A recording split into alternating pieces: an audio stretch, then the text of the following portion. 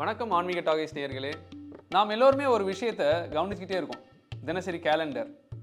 இன்னைக்கு என்ன, நமக்கு ராசிக்கு என்ன இன்னைக்கு போட்டிருக்கு, இன்னைக்கு அமாவாசையா, பௌர்ணமியா, இன்னைக்கு ஏகாதேசியா, நாளைக்கு பிரதோஷமா, இந்த வருஷம் தீபாவளி என்னைக்கு வருது, இன்னைக்கு கரிநாளா, ஏகாதேசி அதனால சாப்பிடலாமா சாப்பிடக்கூடாதா, இந்த வருஷம் தீபாவளி ஏன் மாறிக்கிட்டே இருக்கு தேதி, இதெல்லாம் மூட நம்பிக்கையா அல்லது நம்ம முன்னோர்கள் கண்டுபிடிச்ச அறிவியலா? ஆனா ஏன் இந்த தேதியெல்லாம் மாறுது? திதினா என்ன, தேதினா என்ன, இது ரெண்டும் ஒண்ணா இல்லை வேறையா? இன்னைக்கு அந்த குழப்பத்துக்கெல்லாம் ஒரு தெளிவான பதில் கிடைக்க போகுது. தமிழ் நாட்காட்டியின் மர்மங்களை சின்ன சின்ன உதாரணங்களா எளிமையா புரிஞ்சுக்கலாம். வாங்க இந்த வீடியோவில் போகலாம். தமிழ் நாட்காட்டி, தமிழ் கேலண்டர் நம்பிக்கையா அறிவியலா? நாம அடிக்கடி கேட்குறோம். இன்னைக்கு அந்த சந்தேகத்துக்கு ஒரு தெளிவான பதில தமிழ் நாட்காட்டி திதிகள் மற்றும் பண்டிகைகள் இந்த ஒரே விஷயத்தின் மூலம் புரிஞ்சிக்க போறோம்.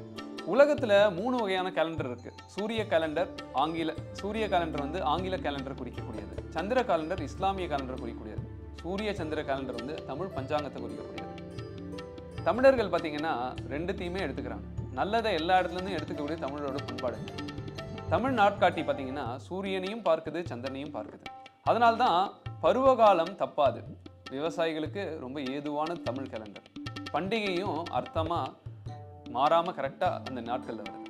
சில கோயில்கள்லாம் பார்த்தீங்கன்னா கரெக்டா சூரியன் உதயம் வந்து கரெக்டா பண்டிகை நாள்ல அந்த மூலவர் மேல கரெக்டா படும். இது ஒரு ஹைலி கால்குலேட்டட் சிஸ்டம்ங்க. சாதாரணமான விஷயம் கிடையாது. திதி உண்மையான அடிப்படை. நாம் தேதி பார்க்கிறோம், ஆனால் தமிழ் பஞ்சாங்கம் தேதியை பார்க்கலங்க, திதியை பார்க்குது. தமிழ் நாட்காட்டி தேதி அல்ல திதி, அதை நாம் புரிந்து கொள்ளணும். இதை நல்லா நீங்க மனசுல வச்சுக்கோங்க. அதனால்தான் ஒரே பண்டிகை ஒவ்வொரு வருஷமும் வேற வேற தேதியில வருது.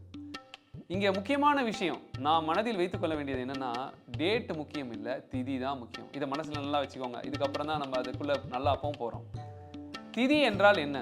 ஒரு அமாவாசையிலிருந்து இன்னொரு பௌர்ணமி வரை 14 திதிகள் இருக்குங்க. அதே போல பௌர்ணமியிலிருந்து அமாவாசை வரை மீண்டும் 14 திதிகள் இருக்கு. மொத்தம் 30 திதிகள். அதை தான் நம்ம வந்து சந்திர மாதம்னு சொல்றோம். இது என்னென்ன திதிங்க இருக்குது அப்படின்னு பார்த்தீங்கன்னா, பிரதமை, த்விதியை, திருதியை, சதுர்த்தி, பஞ்சமி, ஷஷ்டி, சப்தமி, அஷ்டமி, நவமி, தசமி, ஏகாதசி, துவாதசி, திரையோதசி, சதுர்தசி. அமாவாசை முதல் பௌர்ணமி வரையிலான காலம் வந்து வளர்பிறைன்னு சொல்றாங்க. அதை வந்து என்ன சொல்றாங்கன்னா, அல்லது சுக்லபக்ஷம்னு சொல்றாங்க.